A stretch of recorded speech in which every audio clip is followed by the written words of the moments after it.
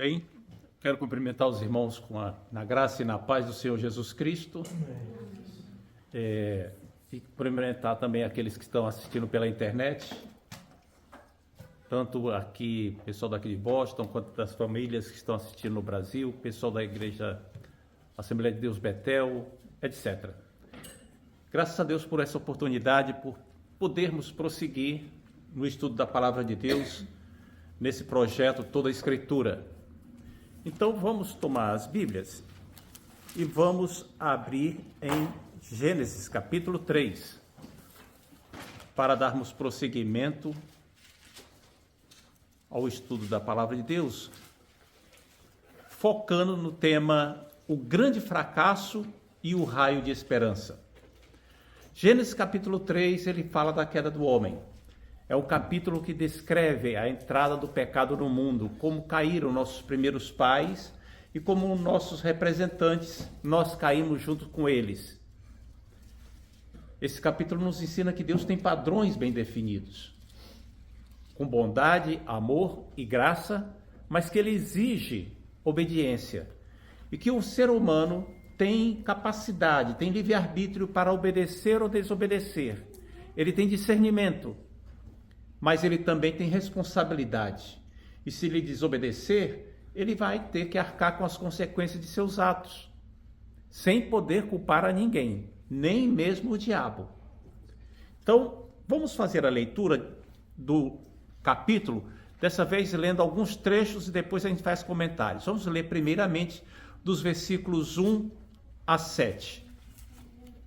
Diz assim: Mas a serpente, mais sagaz que todos os animais selváticos que o Senhor Deus tinha feito, disse à mulher: É assim que Deus disse? Não comereis de toda árvore do jardim.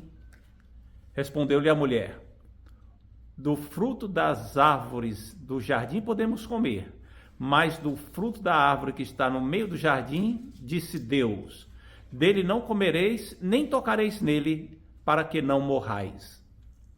Então a serpente disse à mulher: É certo que não morrereis, porque Deus sabe que no dia em que dele comerdes, vos abrirão os olhos, e, como Deus, sereis conhecedores do bem e do mal. Vendo a mulher que a árvore era boa para se comer, agradável aos olhos, e árvore desejável para dar entendimento, tomou-lhe do fruto e comeu, e o deu também ao marido, e ele comeu. Abriram-se então os olhos de ambos e perceberam que estavam nus. Cozeram folhas de figueira e fizeram cintas para si. Aqui nós encontramos então a descrição bem simples, direta, clara, de como foi que o pecado entrou no mundo. Aqui fala primeiro de um animal, a serpente, que é tratada como sendo sagaz. Sagaz quer dizer esperta, astuciosa, inteligente. A palavra aqui no original, ela não carrega nenhum sentido negativo, embora nas traduções mais tradicionais da Bíblia, a palavra sagaz seja reservada para alguém que usa a sua inteligência para o mal. Mas não é o caso aqui. É apenas a descrição de alguém que é inteligente, que tem um raciocínio rápido. E a mulher, então, interagiu com a serpente. Mas é meio estranho, né? A mulher fica conversando com uma cobra lá, uma serpente. Ela não estranhou isso? Não, a Bíblia não explica por que ela não estranhou e nem adianta a gente especular muito. O fato é que é tido como sendo uma serpente realmente. A interpretação simples e clara da Bíblia dá a entender que é serpente, que ali alguma coisa fez com que aquele animal falasse. E o animal falar na Bíblia, essa não foi a última vez. Já houve outra vez que na Bíblia um animal falou, não é? A jumenta de Balaão, por exemplo. E o Balaão não ficou espantado porque a jumenta estava falando. Ele fez só dialogar com a jumenta. Então algo parecido aconteceu com Eva aqui. Ela dialogou com a serpente, ela conversou com a serpente. E a gente fica pensando, mas serpente, existe alguma coisa na Bíblia que fundamente isso? Sim, o apóstolo Paulo, pelo menos 2 vezes ele se refere à serpente que enganou Eva. O apóstolo João trata esse episódio falando do dragão, a antiga serpente. Então era um animal mesmo que estava ali falando. O que acontece é que a Eva, ao dialogar com a serpente, ela não estava dialogando com um ser superior a ela, não estava falando com alguém que fosse mais maravilhoso que ela. Ela tinha que confrontar. Ela tinha autoridade para isso. Porém, ela fraquejou. Ela fraquejou e começou a fraquejar ali. Primeiro diante do que a serpente falou. A serpente colocou logo dúvida no que Deus tinha dito. Veja só, diz assim, não comereis, não é assim que Deus disse, não comereis de toda árvore do jardim? Quer dizer, Deus não tinha dito que não é para comer de nenhuma árvore? O sentido é esse, tá? As outras traduções dizem assim, não foi isso que Deus disse? Não coma de nenhum fruto das árvores do jardim? Outra tradução, é verdade que Deus mandou que vocês não comessem as frutos de nenhuma árvore do jardim? E por aí vai. A nossa tradução, essa tradução que eu uso é muito ao pé da letra, às vezes dá mal a entender. Não permite um bom entendimento. Mas o que a serpente está dizendo é o seguinte, vem cá, é verdade que Deus disse que vocês não podiam comer de nenhuma árvore do jardim? Foi isso que ela insinuou. Já começou insinuando que Deus estava sendo um Deus malvado, que coloca as pessoas no jardim cheio de árvore frutífera e não pode comer de nenhuma fruta. Eva então respondeu aqui e disse assim, respondeu que não foi isso que Deus disse, versículo 3, mas do fruto da árvore que está no meio do jardim, disse Deus, dele não comereis, nem tocareis para que não morrais. Note que aqui ela caiu no engodo da serpente. A serpente falou do que Deus tinha dito com um exagero tremendo. E Eva caiu um pouquinho do exagero também. Primeiro ela disse o seguinte, não, Deus disse que não é para comer da árvore que está no meio do jardim, para não morrer, e nem tocar. Deus não falou para não tocar, falou para não comer. Ela foi levada pelo ânimo do exagero e extrapolou o que Deus tinha dito. Note que o detalhe aqui é sutil, mas mostra o risco de você não se apegar ao que a palavra diz. Você ir para os exageros. E isso acaba levando a uma queda. Depois tem um detalhe mais sutil ainda. Note que em todo lugar, no capítulo 2, fala o Senhor Deus, o Senhor Deus. Aqui a serpente fala Deus.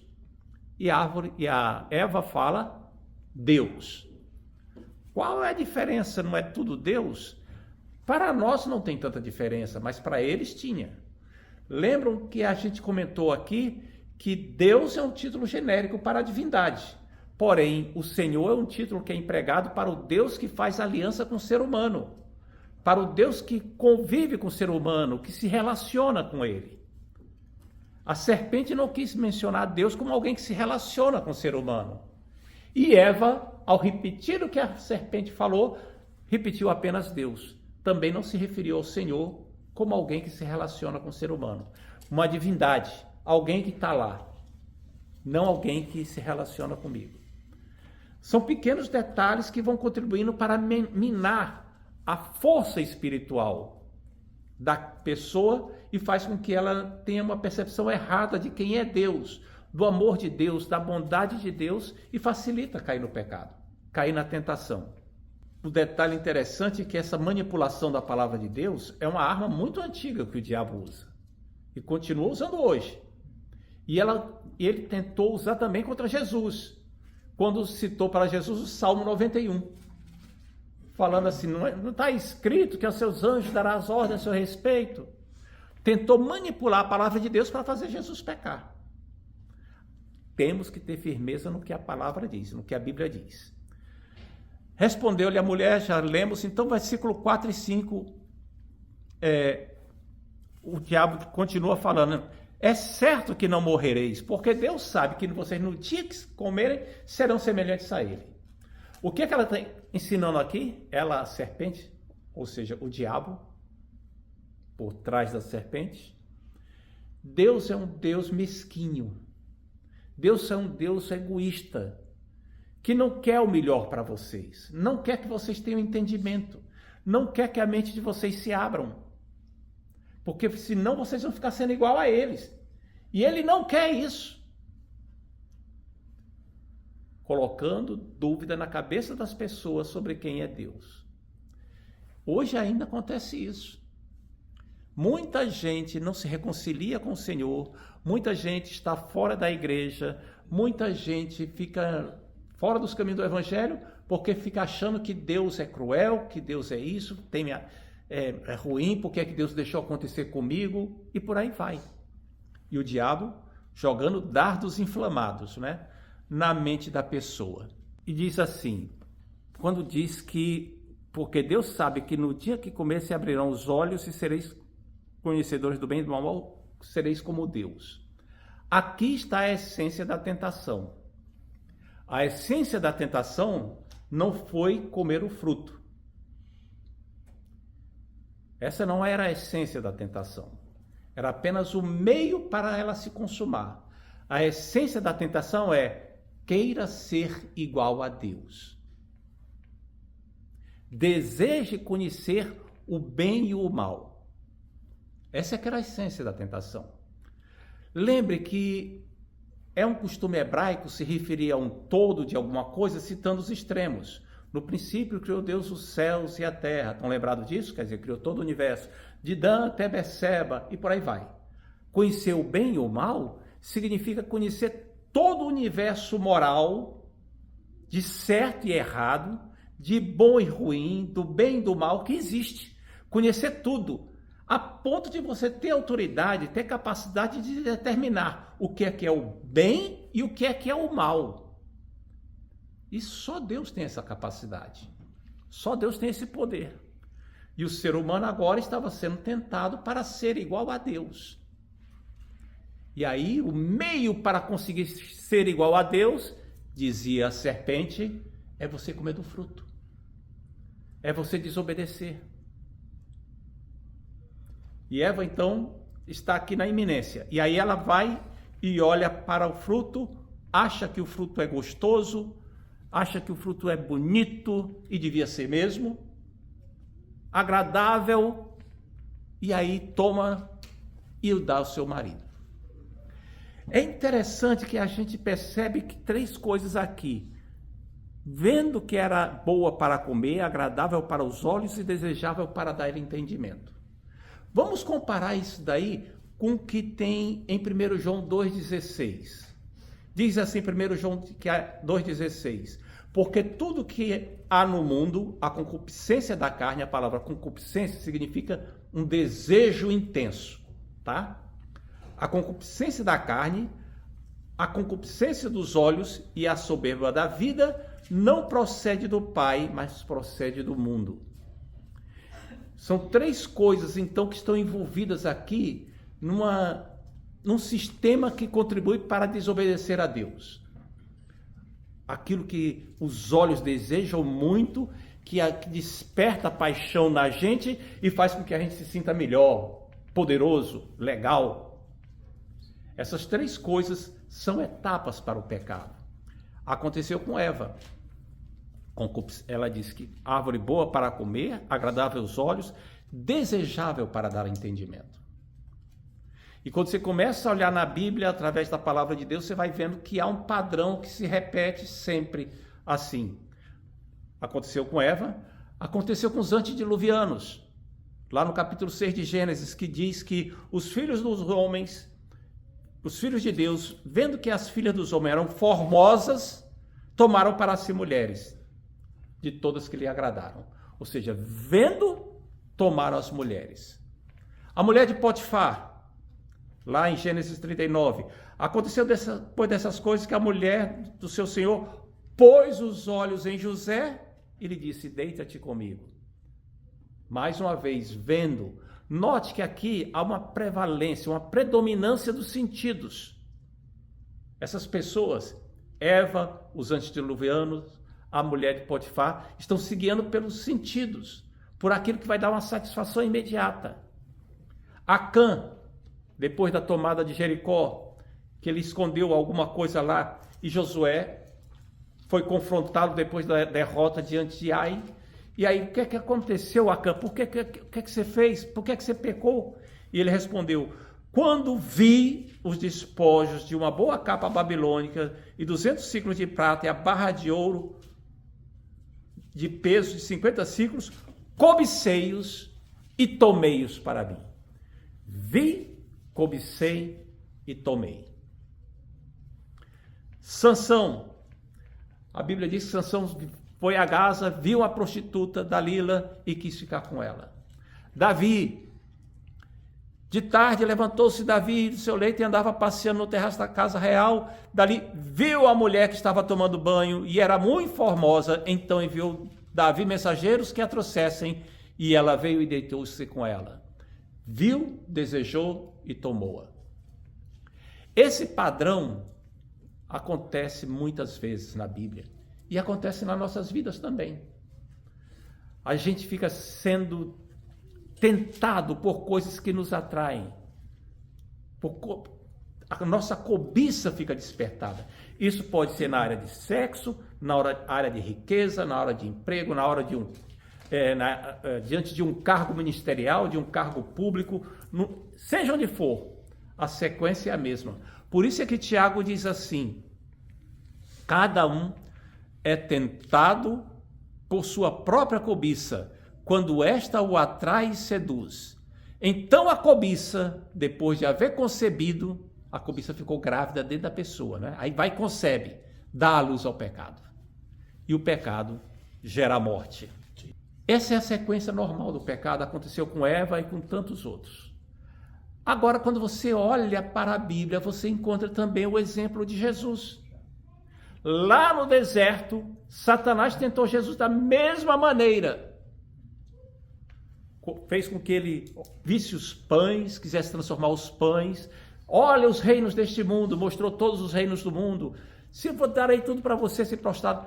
Tentou despertar em Jesus pela concupiscência dos olhos, pela concupiscência da carne e pela soberba da vida.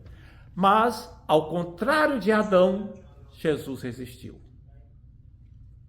E por isso ele é nosso representante para nos trazer a salvação.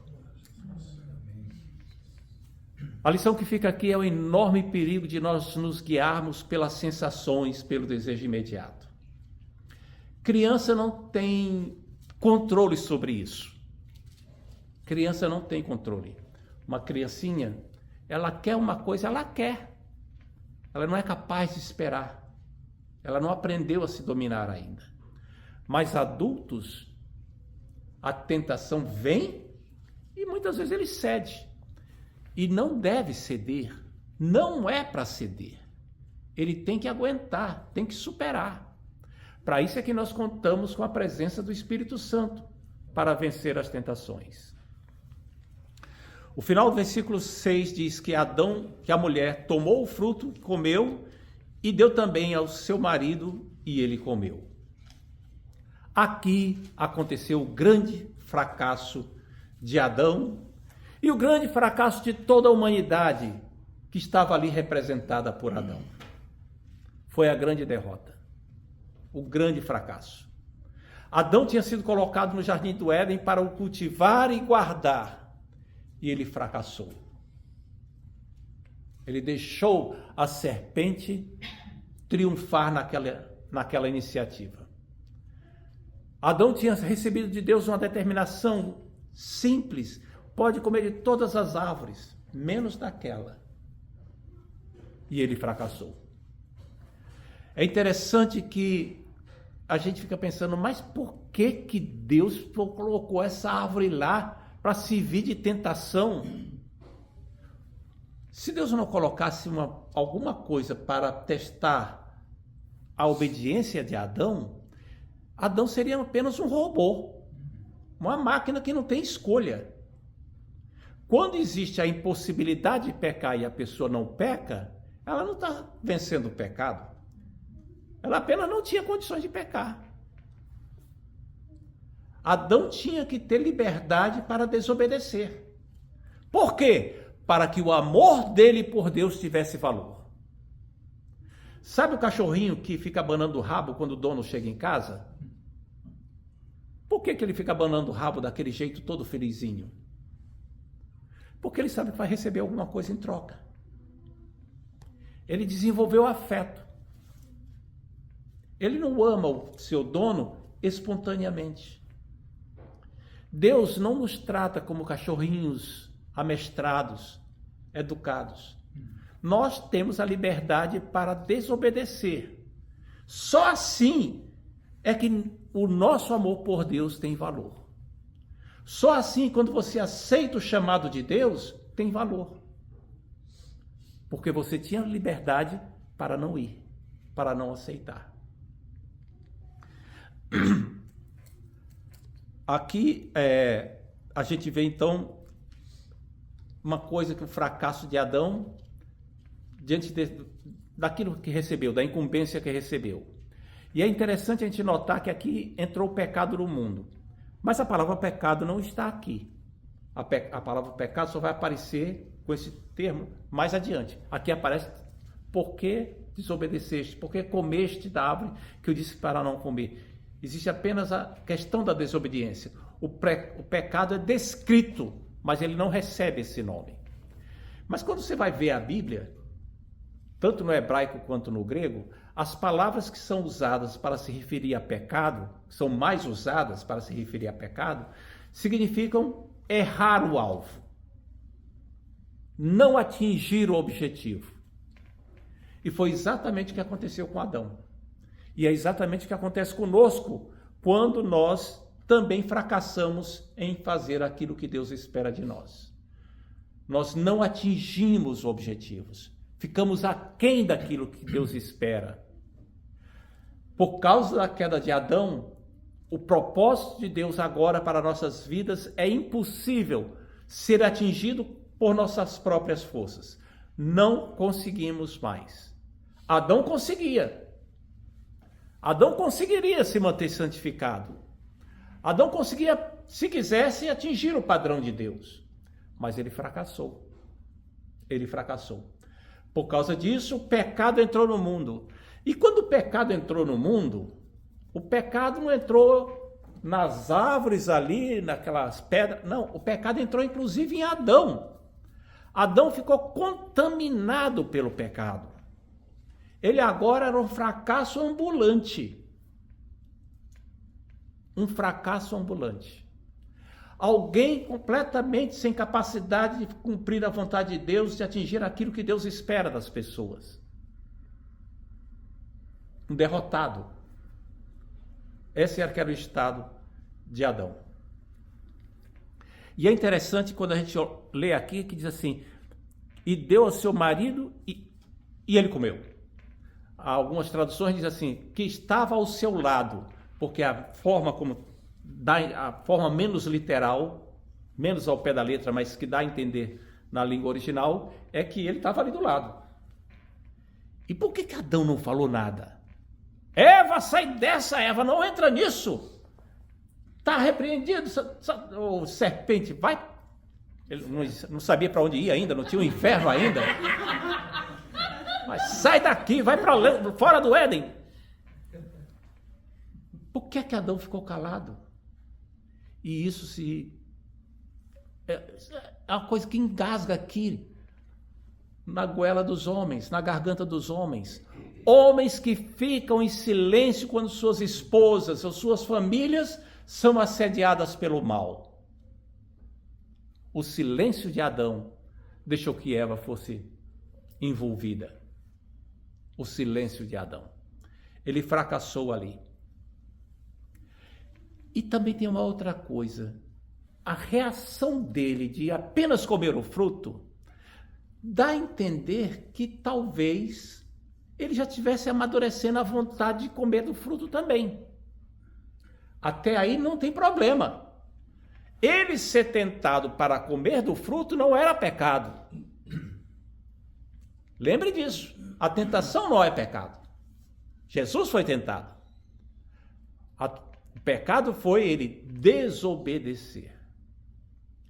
Isso é uma coisa muito interessante para nós compreendermos o processo que aconteceu com Adão, olhando também a fruta, de vez em quando passava lá, olhava lá, tal. Desenvolvendo aquilo lá, crescendo. Aí chegou a insinuação e ele caiu. Nós também somos submetidos a tentações, várias. Isso não é pecado. Billy Graham dizia que você não pode impedir que um pássaro voe sobre sua cabeça, mas pode impedir que ele faça um ninho em cima da sua cabeça. O problema não é o pássaro voar, não é a tentação passar pela sua mente. E ela passa. O problema é você ficar agarrando, alimentando, aí vai fazendo com que a cobiça vá entrando numa gestação, como dizia Tiago, e aí uma vez que ela concebe, dá luz ao pecado. Temos que impedir a tentação logo que surja, repreender logo que apareça, para que ela não prospere, não se desenvolva. No versículo 7 diz então, assim, que eles então abriram-se os olhos, viram que estavam nus. Como assim estavam nus? Eles não percebiam que estavam nus? Eles estavam nus, eles se viam, eles viam o corpo um do outro. Mas isso não tinha problema para eles. Havia uma comunhão plena, intimidade plena. Agora eles se envergonhavam. O estado espiritual deles, de nudez espiritual, estava representado pela nudez física. E agora eles percebiam isso e se envergonhavam. E na sua vergonha tentaram improvisar, pegando roupas, fazendo cintas, né? Aventais, cintos de folha de figueira. Qualquer ventinho dava aquilo ali e levava embora. Ou seja, é um tipo de cobertura para a nudez que não serve de nada. Igual à religiosidade que é inventada pelos homens. Religiões inventadas pelos homens, filosofias inventadas pelos homens para tentar explicar aquilo que Deus fez, que cobrem a necessidade humana, tanto quanto folha de figueira cobria Adão e Eva. São inúteis, completamente inúteis. Como acontece com todas as religiões. Leamos agora dos versículos 8 a 19, do capítulo 3. Quando ouviram a voz do Senhor Deus que andava no jardim pela viração do dia na parte da tarde, quando está aquele já perto de anoitecer, que andava pelo jardim pela viração do dia, esconderam-se da presença do Senhor Deus, o homem e sua mulher, por entre as árvores do jardim.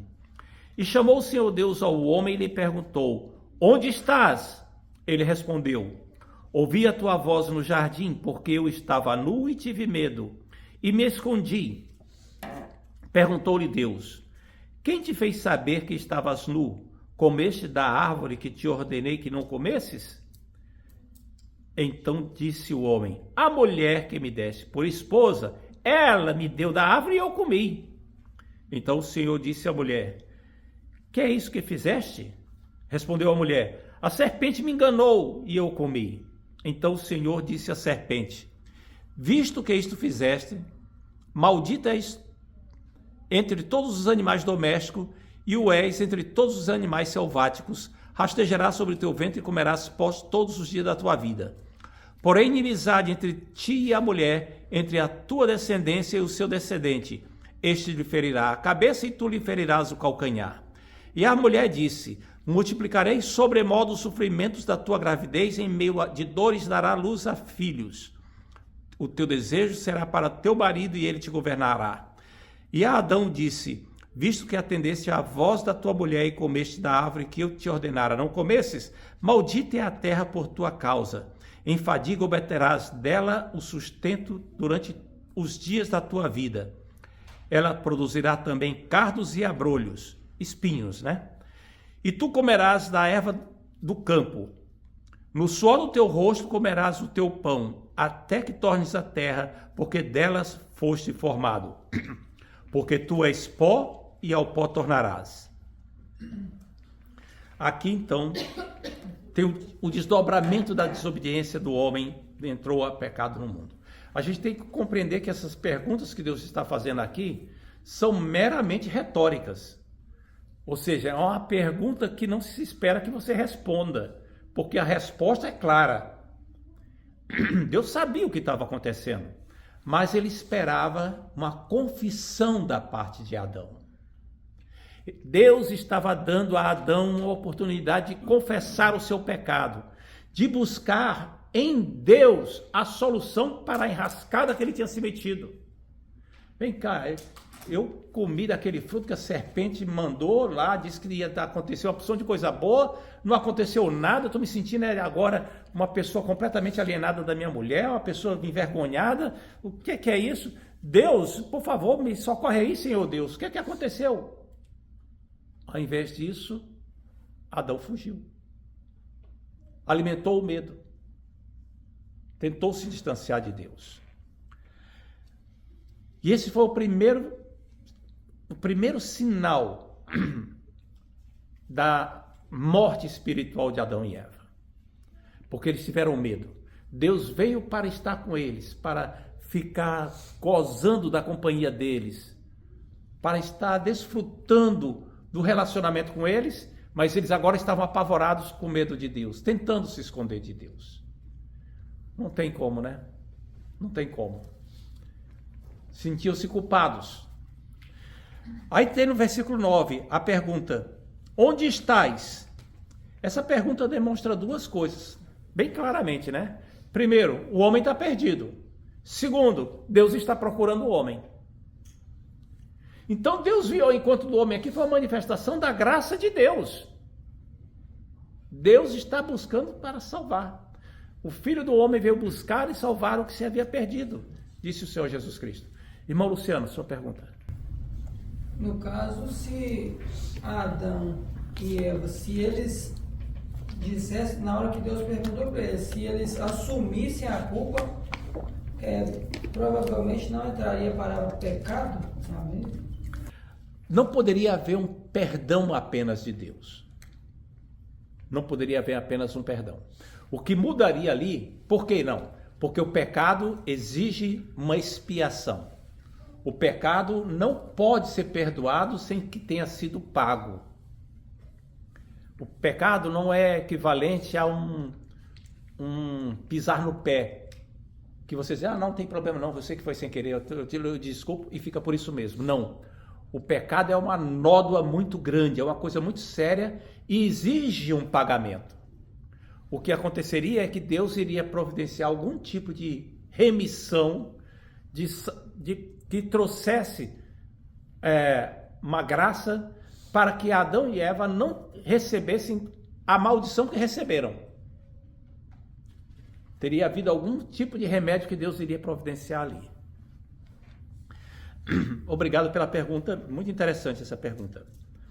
Muito bem, quando a gente começa a ler esse texto aqui com calma, a gente observa que a entrada do pecado no mundo trouxe então uma porção de problemas, que nós vamos tentar abranger aqui de uma forma rápida. Esses problemas abrangiam tudo quanto é a dimensão do ser humano, da vida humana. A dimensão espiritual ou teológica, a harmonia com a natureza, o relacionamento com outros seres humanos, o relacionamento com os outros animais, a questão da saúde, tudo está aqui nesse pacote de coisas que aconteceu. Primeiro é que foi quebrada a comunhão com Deus, está aí no versículo 10. A quebra da comunhão com Deus trouxe como resultado morte espiritual e medo. E mais adiante, a morte física. Adão e Eva começaram a morrer naquele mesmo dia. Naquele mesmo dia. Assim como uma pessoa começa a morrer. Quando é que um ser humano começa a morrer? Quando nasce. No momento que nasce, o processo de envelhecimento já começa.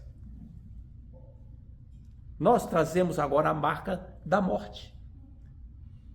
Isso entrou ali naquele momento.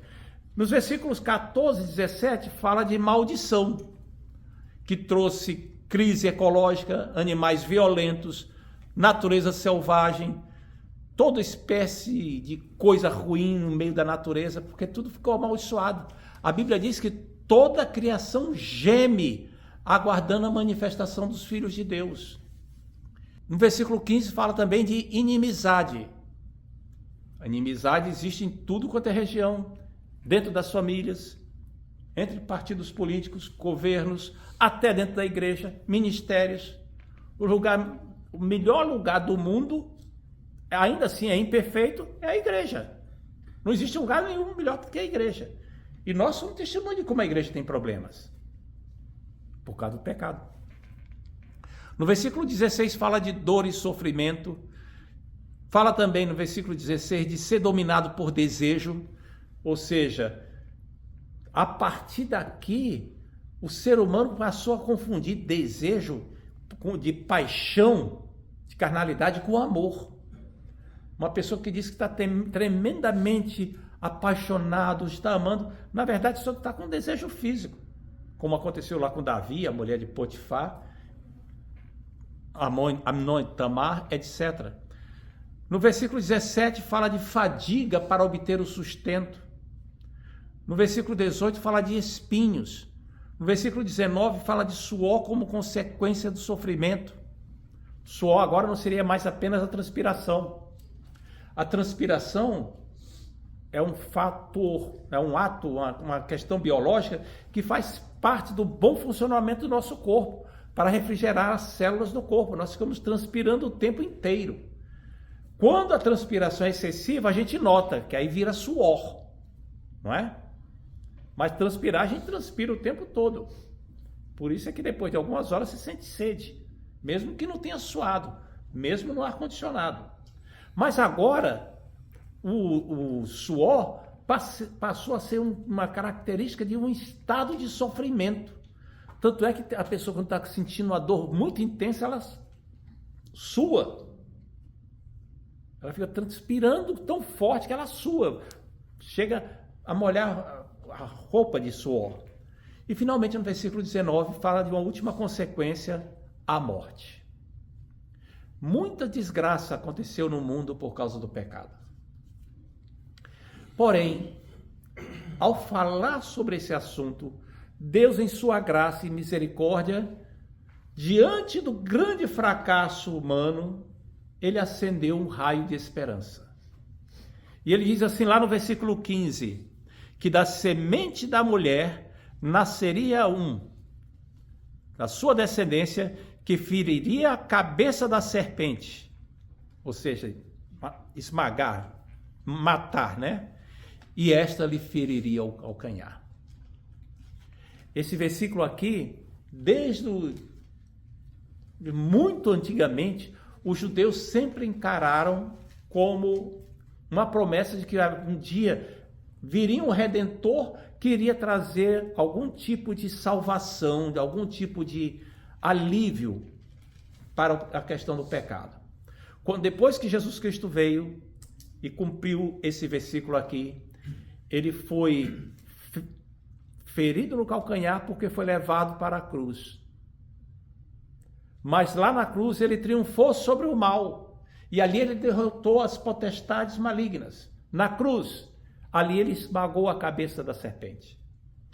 E aí a Bíblia, a história da igreja conta que a partir do ano 180, através de um pai da igreja chamado Irineu, ele começou a mostrar como esse versículo aqui se refere à vinda de Cristo. O homem pecou, caiu da graça de Deus, está condenado. Todas aquelas misérias aparecem na vida humana agora, mas vem o Redentor prometido para resgatar do pecado. E quando você olha a realização disso mais para adiante, quando chega lá no Novo Testamento, o apóstolo Paulo fala lá em Gálatas que na plenitude dos tempos, Deus enviou seu filho, nascido de mulher. E o que é que aconteceu? O que aconteceu é que agora o Filho de Deus vai cumprir toda a maldição que foi lançada sobre a humanidade, sobre a natureza, ele vai tomar sobre si. Veja, por exemplo, a questão dos desejos. Jesus sentiu desejos, mas ele não foi dominado por eles. No deserto ele teve fome, mas não foi dominado pelo desejo. Jesus sofreu inimizades, tanto por parte de seus irmãos, quanto da sua nação, quanto por parte dos romanos. mas não revidou, não abriu a sua boca. Jesus sofreu fadiga e sustento. A Bíblia diz que ele era experimentado nos trabalhos, que ele era identificado como sendo filho do carpinteiro. Jesus suou como consequência do sofrimento. E não suou um suor qualquer, era um suor tão grande, tão enorme, que parecia até gota de sangue. Porque ele sofreu e suou a esse ponto. Jesus enfrentou os espinhos, quando foi coroado de espinhos. Jesus tornou-se maldição, porque ele foi pendurado no madeiro, e está escrito que maldito todo aquele que for pendurado no madeiro, e ali ele se tornou maldição no nosso lugar. Jesus sofreu a quebra da comunhão com Deus, como Adão tinha sofrido. Só que Adão escondeu-se, mas Jesus clamou: Deus meu, por que me abandonaste? E sabendo que Deus havia se afastado dele para que ele pudesse pagar o preço pelo pecado, sem que Deus fosse atingido com aquilo ali, porque Deus não podia olhar para seu filho com aquilo ali, e Deus tinha que deixar o filho sofrer aquilo. Quando foi tudo pago, ele disse: Pai, agora nas tuas mãos entrego o meu espírito. Ele não correu de Deus, ele agora correu para Deus. Aquele que não tinha pecado foi feito pecado por nós, e por isso pode nos salvar. Ele sofreu a morte por cada pecador, por cada um de nós. Glória a Deus. Versículos 20 a 24, diz assim: E deu o homem o nome de Eva à sua mulher, por ser a mãe de todos os seres humanos. A palavra Eva significa viva, vivente. 21. Fez o Senhor Deus vestimenta de peles para Adão e sua mulher, e os vestiu. Então disse o Senhor Deus: Eis que o homem se tornou como um de nós, conhecedor do bem e do mal. Assim, para que não estenda a mão e tome da árvore da vida e coma e viva eternamente. O Senhor, por isso, o lançou fora do jardim do Éden, a fim de lavrar a terra de que fora tomado. E, expulso o homem, colocou querubins ao oriente do jardim do Éden, e o refugir de uma espada que se revolvia, para guardar o caminho para a árvore da vida. O que aconteceu aqui agora é uma coisa que a gente tem tempo para falar, mas é preciso entender com calma. Primeiro, a gente vê a providência de Deus em fazer roupas de pele para Adão e Eva. Adão e Eva estavam nus, perceberam que estavam nus, se envergonhavam, uma situação constrangedora, e inventaram para si uma solução que não resolvia nada. E Deus, na sua graça, providenciou uma solução que atendesse às necessidades do momento, e fez pele para eles. E aqui é interessante, porque para fazer isso, Deus teve que matar um animal. Um animal foi sacrificado para que Adão e Eva pudessem ter as vestimentas. Isso nos lembra o que está lá em Isaías 61, quando diz assim: regozijar-me-ei muito no Senhor, a minha alma se alegra no meu Deus, porque me cobriu das vestes de salvação e me envolveu com um manto de justiça. Aquelas vestes, feitas a partir de um animal que já havia sido imolado e tendo seu sangue derramado, nos lembram as vestes da salvação que nós recebemos quando Jesus Cristo foi imolado no nosso lugar, para nos cobrir da nudez do pecado. No versículo 22 diz que o homem agora se tornou conhecedor do bem e do mal. Ou seja, o ser humano agora tinha a possibilidade de usar um determinado tipo de conhecimento que ele não tinha antes. Conhecer o bem e do mal. Um conhecimento mesmo que imperfeito, não conhece tudo do bem, não conhece tudo do mal, mas ele conhece mais alguma coisa. Só que, primeiro, ele não conhece tudo. E segundo, aquilo que ele conhece, ele não consegue dominar. Mesmo sabendo que o mal é mal, ele não consegue se controlar, não consegue controlar essa situação. Não adiantou saber. Ele não tem controle. E isso é uma coisa que apavora. Porque mesmo que o homem queira ser bom o tempo inteiro, haverá um momento em que ele vai sucumbir à maldade. Sempre há uma maneira de escorregar. O apóstolo Paulo escreveu assim sobre isso no capítulo 7 de Romanos. Porque nem mesmo compreendo o meu próprio modo de agir, pois não faço o que prefiro, e sim o que detesto. Nesse caso, quem faz isso já não sou eu, mas o pecado que habita em mim. O pecado entrou no homem, o mal entrou no homem. Porque eu sei que em mim, isto é, na minha carne, não habita bem nenhum, pois o querer o bem está em mim, não porém o efetuá-lo, porque não faço o bem que prefiro, mas o mal que não quero, esse faço.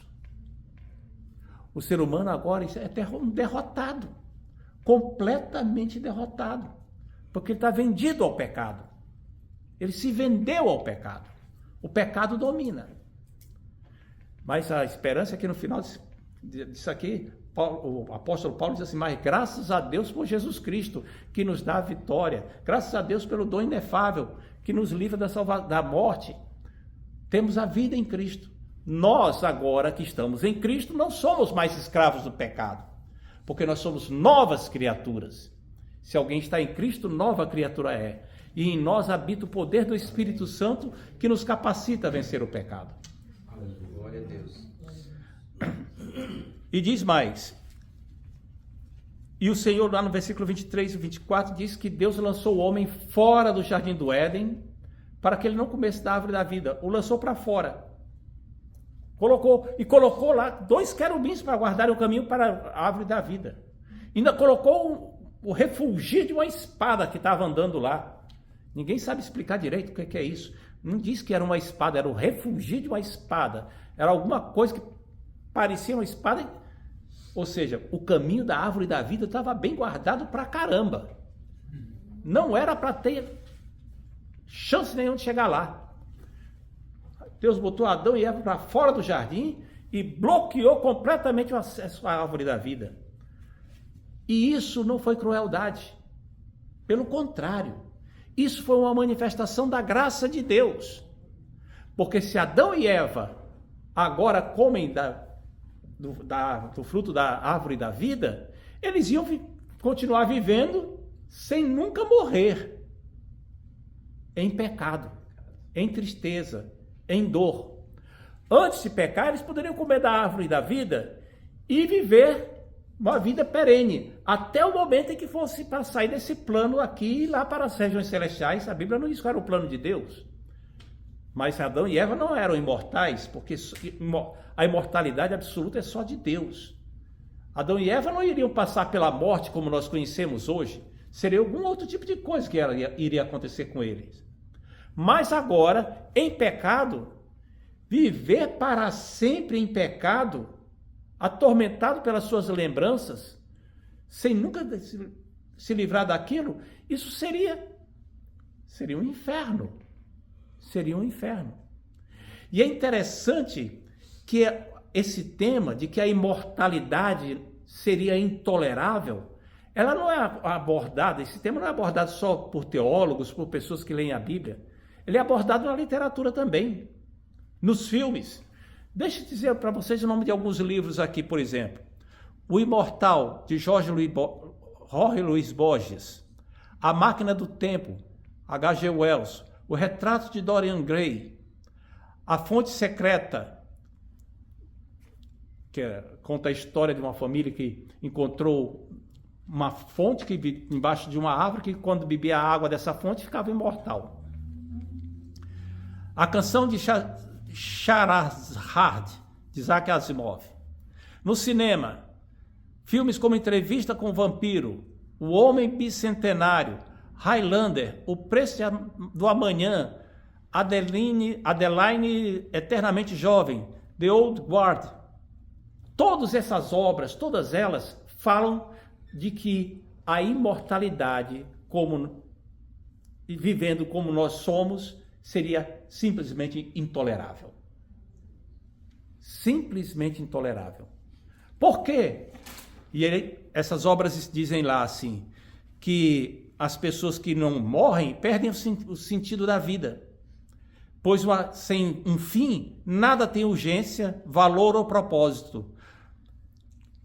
Tudo provoca um sentimento existencial prolongado, acentuado pela desconexão com a humanidade e constante perda, que é viver uma vida para sempre fora do ciclo natural da vida, que leva a uma alienação e tristeza. Todo mundo vai passando, todo mundo vai morrendo, e você fica só com as lembranças e só com a dor. Foi disso que Deus livrou Adão e Eva, da morte íntima, e deu a eles o benefício da morte física. Porém, não acaba aí a história. A história não acaba aí. Por quê? Porque aquele Jesus que morreu, que provou a morte por nós, ele também ressuscitou. E ele ressuscitou para nos dar uma vida. E não a vida como nós a temos hoje, mas uma vida com a qualidade que ele tem. Uma vida eterna, uma vida de alegria, para tornar a dar ao homem a comunhão que ele tinha com Deus antes que pecasse. E até maior ainda, porque se Adão e Eva estavam no jardim do Éden e o Pai, Deus, os visitava lá pela viração do dia, nós estamos no próprio Cristo, estamos em Cristo. E quando nós chegarmos na cidade santa, na Nova Jerusalém, o próprio Deus será o santuário onde nós estaremos. Lá estará a árvore da vida. E lá nenhum mal mais entrará. Vamos terminar fazendo algumas aplicações disso daqui, tirando algumas conclusões. Primeira coisa, é preciso a gente lembrar que temos que ter firmeza no que a Bíblia diz. Temos que ter firmeza no que a Bíblia afirma, para não cairmos em ciladas do diabo ou de seja lá quem for que o diabo esteja usando. Em segundo lugar, existe um enorme perigo em se deixar levar pelas emoções, pelos desejos. As sensações vêm, elas são nossas, são do ser humano, mas não podemos nos deixar levar por elas. A única coisa que temos que lembrar é a sedução da gratificação instantânea conduz à morte. Temos que resistir. Terceiro lugar, lembrar que Jesus é a solução de Deus para o pecado, para o problema do pecado. Ele é que enfrentou todas as consequências, morreu e ressuscitou para nossa salvação. E finalmente, que nós devemos glorificar a Deus pela imortalidade recebida em Jesus Cristo. Isso não é pouca coisa. Mesmo que nós venhamos a passar pela morte aqui, ou não, se não formos arrebatados, mesmo que venhamos a passar pela morte, nos aguarda logo depois a imortalidade. Nos aguarda logo a seguir a ressurreição. E Paulo colocou isso da seguinte maneira, em 1 Coríntios capítulo 15. Porque é necessário que este corpo corruptível se revista da incorruptibilidade e que o corpo mortal se revista da imortalidade. E quando esse corpo corruptível se revestir de incorruptibilidade e o que é mortal se revestir de imortalidade, então se cumprirá a palavra que está escrita: tragada foi a morte na vitória. Aleluia. Aleluia. Glória a Deus. Então, fiquemos firmes, glorificando ao Senhor Jesus Cristo pelo dom inefável da salvação. Amém? Amém. Que Deus nos abençoe rica, poderosamente.